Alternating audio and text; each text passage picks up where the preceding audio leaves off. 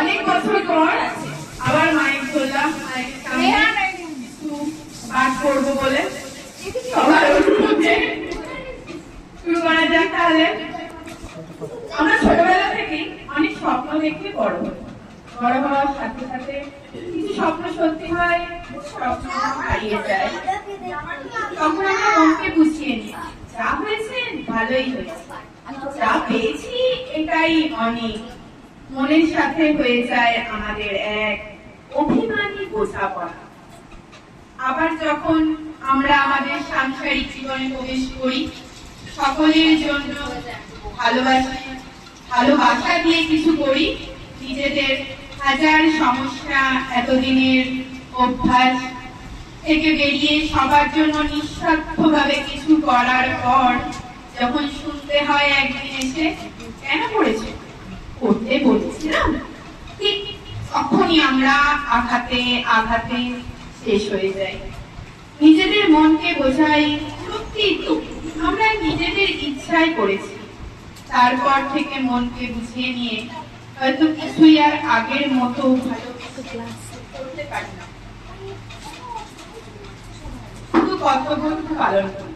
কেউ এক সাংসারিক জীবনের বোঝাপড়া।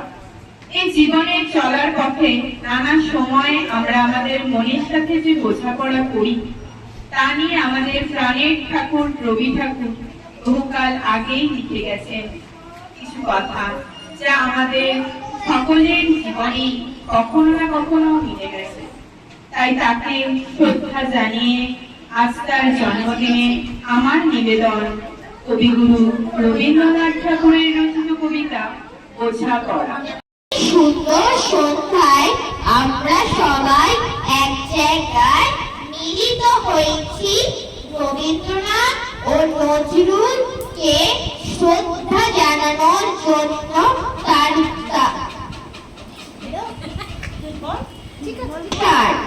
আজ 25শে বৈশাখ উপলক্ষে আমরা সবাই আজ এক জায়গায় মিলিত হয়েছি রবীন্দ্রনাথ ও নজরুলকে শ্রদ্ধা জানানোর জন্য। তাই তাকে শ্রদ্ধা জানিয়ে আমি একটি কবিতা নিবেদন করলাম রবীন্দ্রনাথ ঠাকুরের সুখ দুঃখ। বসেছি আজ রথের তলায়, স্নান যাত্রার মেলা, সকাল থেকে বাদল হলো, ফুরিয়ে এলো বেলা। আজকে দিনের মেলামেশা, যত খুশি যতই নেশা, সবার চেয়ে আনন্দময় ওই মেয়েটির হাসি। 1 পয়সায় কিনেছে ও তাল পাতার এক বাঁশি, বাজে বাঁশি পাতার বাঁশি আনন্দ স্বরে। হাজার লোকের হর্ষধ্বনি সবার উপরে।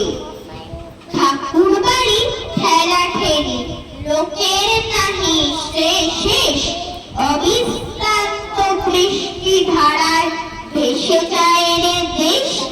আজকে দিনে দুঃখ যত, নাই রে দুঃখ উহার মতো। ওই যে ছেলে কাতর চোখে দোকান পানে চাহি, একটি রাঙা লাঠি কিনতে একটি পয়সা নাহি।